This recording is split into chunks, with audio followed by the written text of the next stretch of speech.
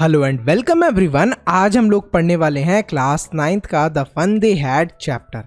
कहानी की शुरुआत होती है दो बच्चों से जिनका नाम मार्गरी और टॉमी है। लेकिन इस चैप्टर को शुरू करने से पहले क्या आपने डोरेमोन देखा है? डोरेमोन कहाँ से आया था? फ्यूचर से आया था। तो ये दोनों बच्चे भी फ्यूचर के अंदर प्रेजेंट हैं। और फ्यूचर के अंदर पता है क्या क्या होता है? फ्यूचर के अंदर सारी चीज़ें कंप्यूटर कंट्रोल करते हैं। ये जो बच्चे हैं इनका स्कूल और क्लासरूम भी कंप्यूटर ही कंट्रोल करते हैं। मतलब जो भी इन्हें कंसेप्ट पढ़ना होता है वो सारी चीज़ें ये कंप्यूटर के थ्रू ही पढ़ पाते हैं। तो ये है फ्यूचर के स्कूल्स। ईयर 2157 की बात है जब मार्गरी अपनी डायरी के अंदर लिखती है कि टॉमी को एक बुक मिली है। टॉमी को बुक मिली है, इसमें खास क्या है? फ्यूचर के अंदर बुक तो हुआ ही नहीं करती थी। जितनी भी बुक हुआ करती थी वो सब कंप्यूटर के अंदर स्टोर होती थी। तो इन्हें हम लोग ई बुक्स बोला करते थे। लेकिन टॉमी को एक असली की बुक मिली है, पुराने ज़माने की बुक मिली है। टॉमी जो कि काफ़ी छोटा था, तो वो जब इस बुक को देखता है तो वो ये देखता है कि ये जो बुक थी ये ग्रैंडफादर की थी उसके। और जब उसके ग्रैंडफादर छोटे हुआ करते थे तब उन्होंने इस बुक को लिया था। मतलब टॉमी के जो ग्रैंडफादर थे वो भी जब बहुत छोटे थे तब उन्होंने इस बुक को लिया था। मार्गरी देखती है और सीखती है कैसे पुराने ज़माने के अंदर जो भी स्टोरीज यानी कि कहानियाँ होती थीं वो बुक के ऊपर प्रिंट हो रखी होती थी। अब तो सारी चीज़ें स्क्रीन के ऊपर लिखी होती थी, बस एक बटन दबाया और पेज चेंज। लेकिन पुराने ज़माने के अंदर तो सारी चीज़ें बुक के ऊपर प्रिंटेड हुआ करती थी। धीरे धीरे करके ये लोग इस बुक को पढ़ना शुरू करते हैं। इन्हें बड़ा ही अजीब लगता है जब ये पेज पलट रहे होते हैं, और ये लोग हंसते भी हैं। इन्हें काफ़ी फ़नी लगती है ये बात। वो बोलते हैं, अरे भाई ये क्या हुआ, हमें पेज पलटने पड़ रहे हैं। इट वॉज फ़नी क्योंकि इनको इस चीज़ की हैबिट नहीं थी। तो यहाँ पर इन्होंने अभी तक सिर्फ ऐसी ही बुक से पढ़ा था जो कि कंप्यूटर के ऊपर चल रही होती थी।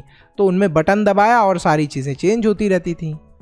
तो यहाँ पर ये जो फ्यूचर की चीज़ें हैं, यहाँ पर कोई भी बुक नहीं है फ्यूचर के अंदर, ये बताया हमें। तो फ्यूचर में ऐसे बुक वगैरह कुछ नहीं थी, सिर्फ और सिर्फ टेली बुक्स थी, मतलब कंप्यूटर के अंदर चलने वाली बुक्स थी।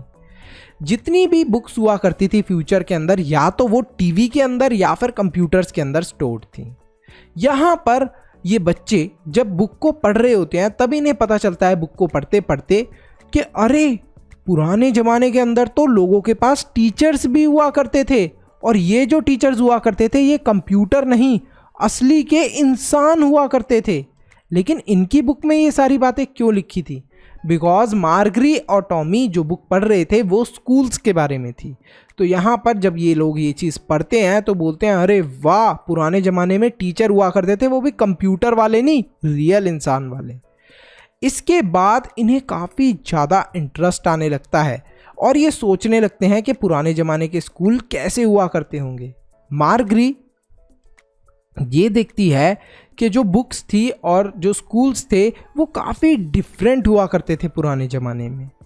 एक्चुअल पर्सन, मतलब कि एक असली का इंसान टीचर हुआ करता था और सारे बच्चे एक साथ पढ़ा करते थे। तो इन बच्चों के लिए ये चीज़ सरप्राइजिंग क्यों थी मार्गरी और टॉमी के लिए? क्योंकि अभी तक तो इनका टीचर जो था वो एक रोबोट था। Moreover she does not like school because of a lot of reasons. अब जो मार्गरी थी उसे स्कूल पसंद नहीं था अपना।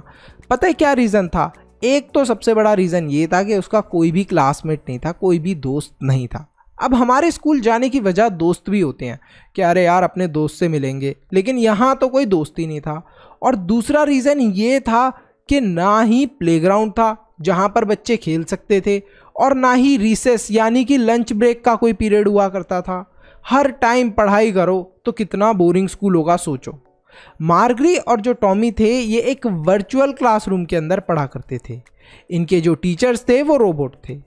ज़्यादातर जो टीचर्स थे वो कहाँ पर मिलते थे इन्हें? In a form of robot only, मतलब इनके सारे टीचर्स ही रोबोट थे।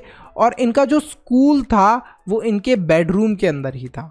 तो आप देखो ये बेडरूम है इसका, और यहीं पर बेडरूम में ही आप देख सकते हो कि स्कूल भी है। तो यहाँ पर बेचारी मार्गरी को यहीं पर बेडरूम है और यहीं पर स्कूल है। सोचो कितना बोरिंग होगा। पूरा का पूरा जो कमरा था मार्गरी का वो इलेक्ट्रॉनिक आइटम से भरा हुआ था, जैसे कि रोबोट्स, गैजेट्स और कंप्यूटर के जो सॉफ्टवेयर थे वही बच्चों को सारी चीज़ें पढ़ाया करते थे, मतलब कोई रियल टीचर नहीं था। When Margery attends her school, after learning about the early ones, she starts wondering. जब मार्गरी अपना स्कूल अटेंड कर रही थी तो वो अचानक से सोचने लगती है, यार पुराने ज़माने के स्कूल तो कितने मस्त हुआ करते थे, बड़े मज़े आते थे पुराने ज़माने के स्कूल्स के अंदर। तो वो ये सोचने लगती है कि पुराने ज़माने में कितना मज़ा आता होगा। She cannot help but think about the earlier days. वो अपनी मदद बिल्कुल भी नहीं कर पाती और वो यही सोचती रहती है कि पुराने ज़माने के स्कूल कितने अच्छे होते थे। मार्गरी सोचती है कि जो उसके ग्रैंडफादर या ग्रैंड पेरेंट्स हुआ करते होंगे उन्हें कितने मज़े आते होंगे अपने स्कूल में पढ़ने में।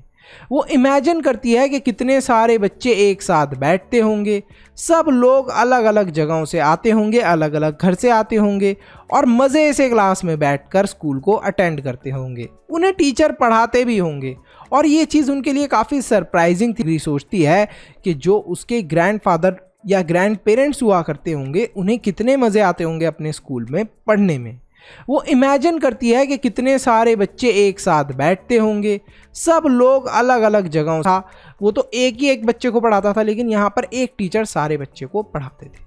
तो यहाँ पर इन्हें ये भी चीज़ काफ़ी ज़्यादा सरप्राइजिंग लगती है कि जब बच्चों को होमवर्क मिला करता होगा तो बच्चे तो चीटिंग कर लेते होंगे, क्योंकि सब लोग एक दूसरे के दोस्त थे। तो अगर तुम्हें कुछ समझ में नहीं आया तो तुम अपने दोस्त के पास जाओ, उससे होमवर्क में मदद ले लो। तो इस तरीके से ये हमारी कहानी ख़त्म होती है।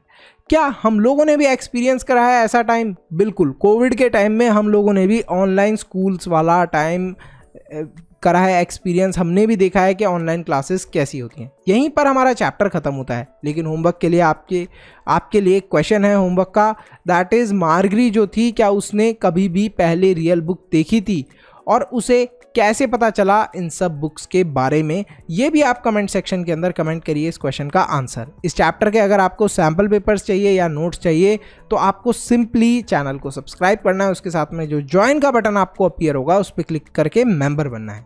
वीडियो को लाइक करो, चैनल को सब्सक्राइब करो और कमेंट करो इस क्वेश्चन का answer. See you in the next video, bye bye till then.